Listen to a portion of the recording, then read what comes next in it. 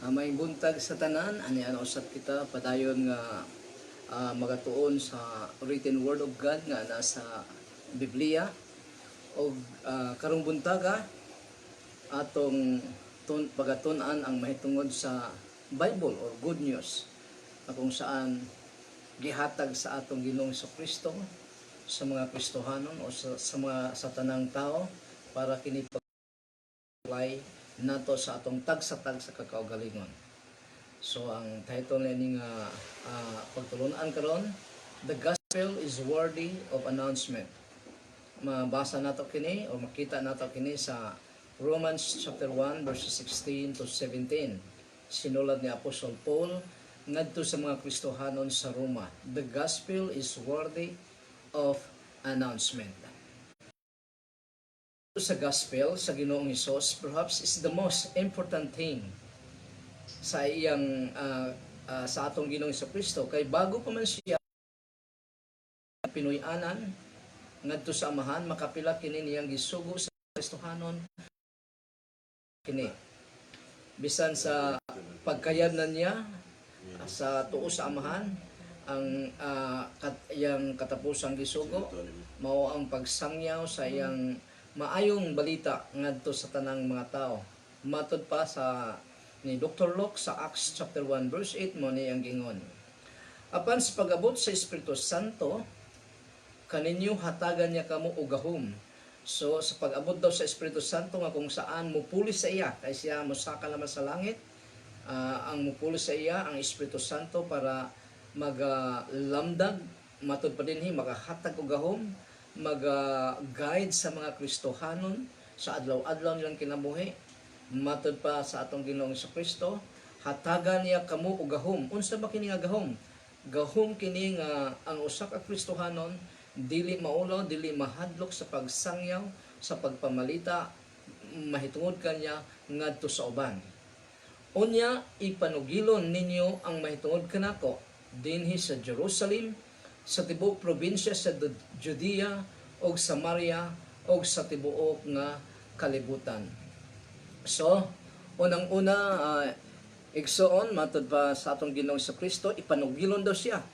Asa siya ipanugilon unang-una sa Jerusalem hangtod sa probinsya sa Judea o Samaria, silingang dapit sa Jerusalem o sa tibuok kalibutan.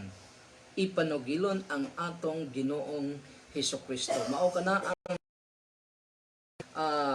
sugo niya bago siya umakyat sa tuo sa amahan. Ang pag-share unta sa kaluwasan sa Ginoong Dios ay normal nga ginabuhat sa mga Kristohanon isip pagsunod sa gisugo sa atong Ginoong Hesukristo. Normal unta ni siya. Nganuman dahil kini gisugo sa atong Ginoong Hesukristo, sa atong Ginoo, sa atong Master. So, ang usa ka Kristohanon nga dili musangyaw manugilon sa atong Ginoong Kristo ngadto sa uban, siya ay nagdisobey sa sugo sa atong Ginoong Kristo dahil wala man siya magpakabana o mutuman sa sugo sa atong Ginoong Kristo about sa pagsangyaw sa iya. Apostle Paul was planning nini sa Romans chapter 1 sa verses 10 to 11. Si Apostol Pablo nagplano nga moadto sa Roma so that he can also impart some spiritual gifts sa mga Kristohanon sa Roma. Nga sukad masukad wala pa niya kini nga kita dahil wala pa siya makaadto sa Roma. Muna nagplano siya nga moadto sa Roma isip isa ka preacher pero baliktad ang nahitabo. Mamaya makita nato na. Matod pa sa verse 10, and I always ask in my prayer. So sige niyang i-request sa atong Ginoong Diyos I may succeed in visiting you there in Rome according to the will of God. So gusto niyang mubisita muadto sa Roma nganuman isa ka rason, for I long to see you so that I may impart to you some spiritual gift to strengthen you. So ang iyang desire di ay ma-impart niya ang iyang spiritual gift ngadto sa mga Kristohanon sa Roma baligon. So muni ang purpose ni Apostol Paul nganong moadto siya sa Roma. Dili siya magsuroy-suroy dito, maging tourist, kung dili moadto siya sa Roma gifts sa mga ditong dapita. Spiritual strength is the Apostle Paul goal to every Christian. Iyang tinguha sa matag Kristohanon nga maligon sila sa espiritual nga mga butang, maligon sila sa pagtuo sa atong Ginoong Hesukristo. Matod pa niya sa Philippians chapter 3 verses 14 to 15, magapadayon gayud ako sa pagpaningkamot. Unsa daw? Maningkamot daw siya. Nga makahapot ko ang akong tinguha aron madawat ko ang ganti. Kini nga ganti mao ang pagtawag sa Dios kanato, pinaagi kang Kristo Hesus nga magpuyo kita didto sa langit. Ingon unta ni ani, ang angay natong tinguhaon isip mga hamtong na sa pagtuo. So ang hamtong na di ay, ang mature Christian di ay, ang ilang tinguha nga maningkamot sila nga ang gusto sa atong Ginoong Hesukristo makita gid sa tagsa-tagsa nato kapag katao, para makapuyo kita kauban ng atong Ginoong Dios, ang atong Ginoong Hesukristo didto sa langit. Apan kung dili kamo uyon pasab. This is matod ko pa kanina, this is the first time the Apostle Paul can meet the Roman Christians, and it told him the responsibility of every Christian has to every man. Kitang mga Kristohanon, doon nagkikita yung responsibilidad ngadto sa dili pa mga Kristohanon. Dahil ako mismo, bago ako na nagkaroon ng tinuod nga relasyon sa atong Ginoong Dios, na born again Christian, doon na may usa ka Kristohanon nga nagpaambit or nagsugilon mahitungod sa kaluwasan sa atong Ginoong Hesukristo nganhi kanako. So iyamang giluwas ako sa Ginoo through that person. Kinahanglan usab nga isugilon ko sab ang akong Ginoong Hesukristo ngadto sa mga tawo nga wala pa nakaila nga tunay sa atong Ginoong Hesukristo. Tinuod, almost all Filipino nga mga Filipino ay matod pa nila nakaila sila sa atong Ginoong Hesukristo, pero ang ilang pag-ila sa atong Ginoong Hesukristo ay layo ra kayo. Wala layo ra kayo sa tinuod. Muna nga kailangan bilang Kristohanon, kailangan tun-an ginato ang atong Ginoong Hesukristo para kita mismo nga nagatuon may sama sa atong Ginoong Hesukristo. Matod pa dinhi sa Romans chapter 1 verse 13 to 14 ni Apostle Paul, through the guidance of the Holy Spirit, I do not want you to be unaware, brothers and sisters, that I intended to come to you and was prevented until now. So, grabe iyang plano nga moanhagid sa Rome, sa mga Kristohanon dito. Pero doon na daw gahadlang siya, doon na ga-prevent sa iya. Hantod nga gisulat, hantod sa oras nga gisulat niya kini nga epistle ngadto sa mga Christian sa Roma. Nga naman, so that I may have some fruit even among you, just as I already have among the rest of the Gentiles. So, gusto niya nga ma-impart ang iyang spiritual gifts ngadto sa mga Kristohanon sa Roma para kini magbunga nga ang mga Kristohanon sa Roma mas mulig-on pa o mas mature pa sa ilang pagtuo sa atong Ginoong Hesukristo. I am a debtor both to the Greeks and to the barbarians, both to the wise and to the foolish. So makita nato din nga utangan daw siya ngadto sa mga Grego o ngadto sa mga barbarians. So buti pa sabot, utangan siya sa mga tao nga dili mga Hudiyo. Dahil si Apostle Paul, gi-assign gid siya sa atong Ginoong Dios nga siya ang mahimong tagapagbalita or preacher, apostles ngadto sa mga dili Hudiyo. While Apostle Peter, gi-assign sa atong Ginoong Dios nga siya ang mahimong pastor or preacher ngadto sa mga Hudiyo. Busa mo ni ang gingon nga, I am a debtor both to the Greeks and to the barbarians, both to the wise and to the foolish. Sa mga tag-as og intellectual o sa minus og intellectual, utangan si Apostle Paul nga dapat isigid niya ang atong Ginoong Hesukristo ngadto kanila. Thus, I am eager also to preach the gospel to you who are in Rome. So mga kanang hinungdan nga eager gid siya ato nang gijail nga i-preach ang maayong balita sa atong Ginoong Kristo ngadto sa taga Roma. This responsibility ignited him the zeal in proclaiming the gospel. Muna nga akong gayong kanina. Paul prayed, of course, that in his going to Rome, everything will go well. Nga maayo ang iyang pagbiyahe ngadto sa Roma. Ngadto sa ibang field, sa iyang adtuan para ma-share ang pulong sa Ginoo. And in fact, he also requested the Christians in such trip. So, munang iyang gihangyo sa mga Kristohanon, intercede siya sa atong Ginoong Dios nga maayo iyang iyang pagbiyahe ngadto sa Roma. But instead of going to Rome as a preacher of God's word, passing triumphantly on the new fields of service, ang iyang pag-adto hinon sa Roma baliktad dahil nahimo siyang prisoner literally, o ang iyang gisakyan nga barko paingon sa Rome ay nalunod pa, o siya ay mag-aatubang sa judgment seat ni Caesar dahil doon na siya kaso. So baliktad ang iyang imbis unsa tawag ani, confident kayo sa iyang kaugalingon, naka-kurbata, formal kayong sinina niya. Baliktad man noon dahil niadto siya sa Rome nga binilanggo og nagahulat ang judgment seat ni Caesar. Matod pa dinhi sa Acts chapter 27 verses 23 to 24, kini nga hulagway ay duol na sila sa island sa ka isla nga duol na sa Roma. Giabutan og bagyo ang ilang barko, pero bago miabot ang bagyo, gikausap muna siya sa anghel nga mao nang mahitabo, mao nga kini nga pag-istorya sa anghel kaniya girelate niya kini sa kapitan sa barko. Matod pa niya dinhi sa Acts 27 verses 23 to 24, "For last night an angel of God, to whom I belong and whom I serve, came to me. Do not miingon daw ang anghel kaniya, do not be afraid, Paul. You must stand before Caesar, and God has graciously granted you the safety of all who are sailing."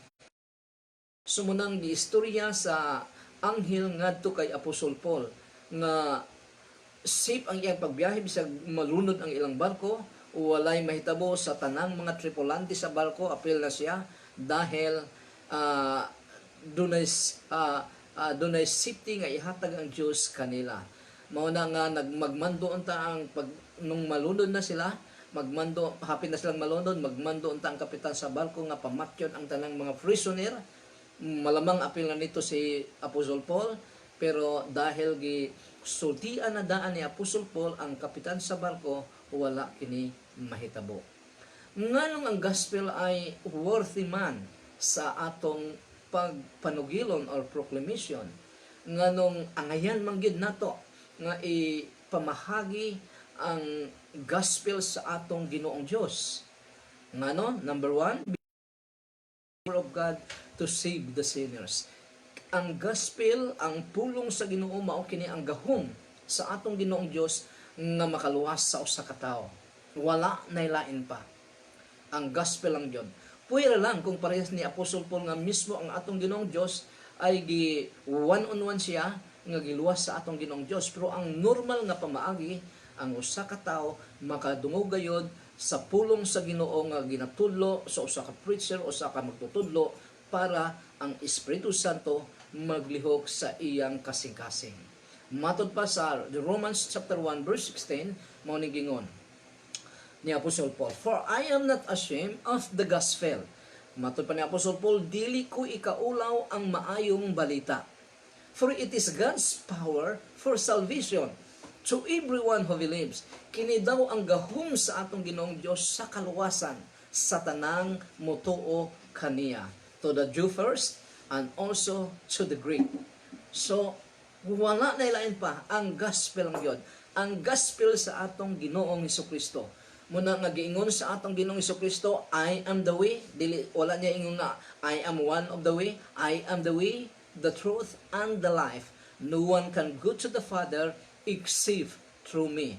Ang atong Ginoong Hesukristo o ang gospel nga nasulat sa Biblia ay di gina pwedeng magkahiwalay. Kung muto kita sa atong Ginoong Kristo, tuuhan ginato ang iyang mga pulong nga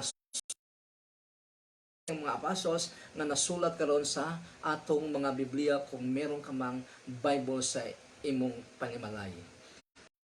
Nga kayo, worthy kayo, angayan kayo ang pulong sa Ginoo nga ipamalita, itudlo ngadto sa uban nga naman kay kini mao ang gahom sa atong Ginoong Dios para muluwas siya sa usa ka tawo.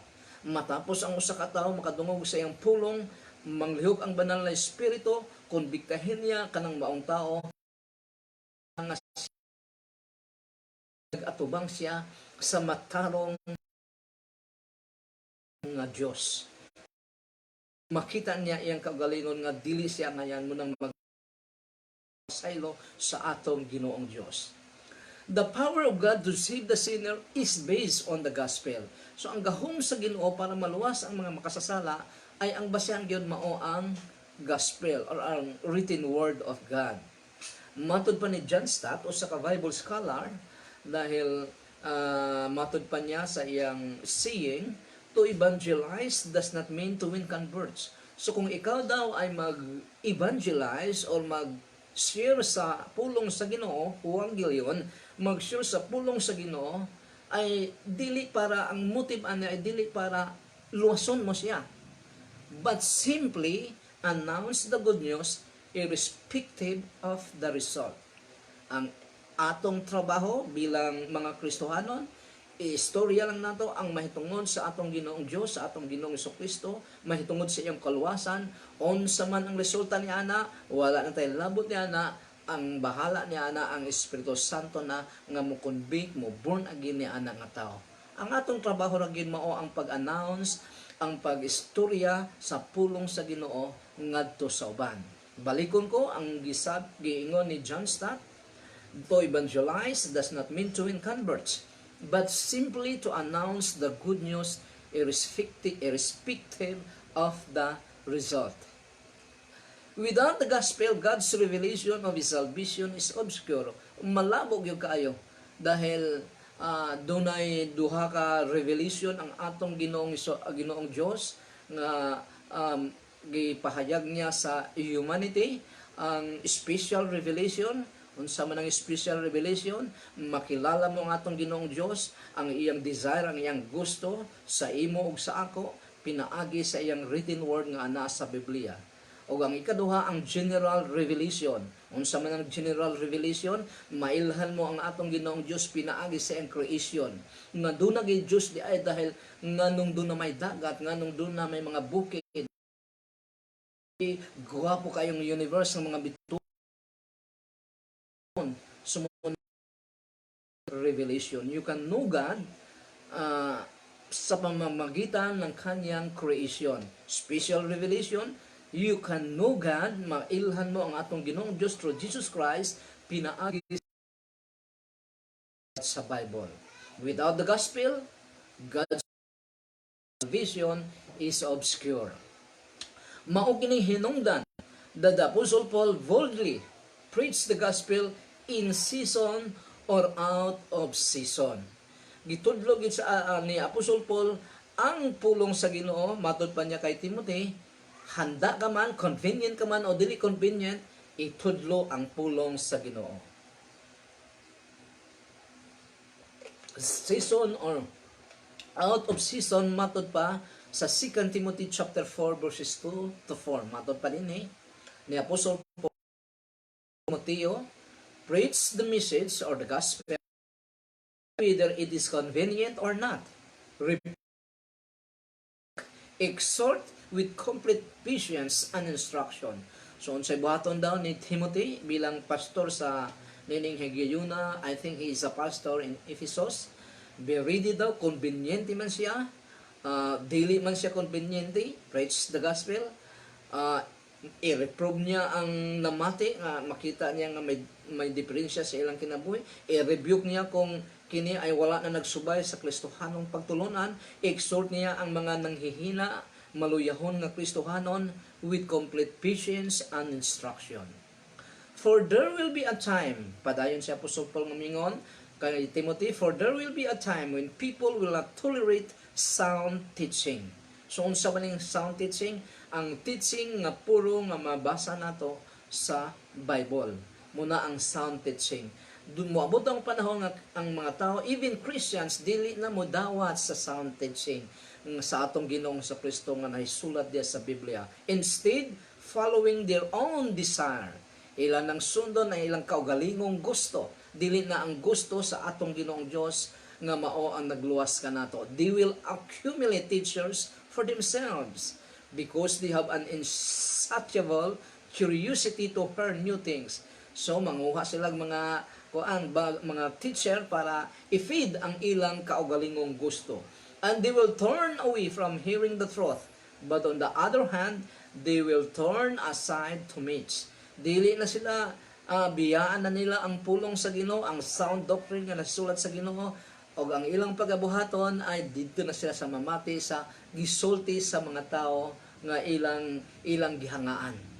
Dili na sa Biblia nga nagikan sa atong Ginoong Dios. Naa na karon, daghan na karon, even Christians daghan na. Nanguban na pag nakaistorya nga dili na daw siya mosimba pag Domingo. Kay pag Domingo usay daw mga pastor ga una-una lang daw og tithes. Ang iyang gabuhaton daw didton lang siya sa ilang balay, mo-open siya sa iyang TV o mamili siya sa preaching sa mga pastor dito sa US baka or din sa local. Sumuyang buhaton. Pag di niya maganahi, ibalhin niya sa channel, mangita siya og preachers nga makahaom sa iyang gusto. Dili gusto sa Dios nga muhaom sa iya o dili ang iyang kaugalingong ihaom niya sa gusto sa atong Ginoong Dios. Baliktad. Kita nga mga Kristohanon, dapat ang atong kaugalingon ihaom gid nato sa atong Ginoong Dios. Munang ingon bisag natay magustuhan nga maayo kayo mo tudlo sa pulong sa Ginoo pero layo ra sa kamatuoran dahil mga twisting ang gagamiton nila, i-twist nila ang pulong sa Ginoo. Natay ganahan nga gusto nato ang preaching kana gyud ang mga prosperity preaching dahil tsada kayo dahil sapian ta nanalagi prosperous ta tinuod man na pero dito ra ta mamili sa TV. Munang giingon sa atong Ginoong Jesucristo, if you want to follow me, you want to be my disciple, deny yourself. Ang imong gusto ayaw sunda kundi ang akong gusto sa imong kaugalingon. Deny yourself and follow me. So, dunay sakripisyo. Dunay sakripisyo. Ni Apostol Paul mo, abot ang panahon nga bisag man na sila gustong mamati sa sound teaching nga nasa Biblia. Ang gusto nilang pamatian kadtong mga preacher nga may kaayo mo istorya about prosperity, about new things nga wala na sa pulong sa atong Ginoong Hesukristo. Zeal of preaching the word. Matod pa ni Apostle Paul sa chapter 1 verses 17 to 18, nining higayon na si Apostle Paul na vision nga pag Ginoo. Ug naay kunwari nga mga Kristohanon, professing Christians nga gustong pasakitan pa si Paul bisag tuan na siya sa balangguan. Munang nag-preach usab sila, pero matod pa ni Apostle Paul, the former proclaim Christ not sincerely because they think they can cause trouble for me in my imprisonment. Abi nila nga madugangan ang pag-antos ni Apostle Paul dito sa presuhan. Pero ang sa ingon ni Paul, what is the result? Only that in every way, whether in pretense or in truth, Christ is being proclaimed. And in this I rejoice.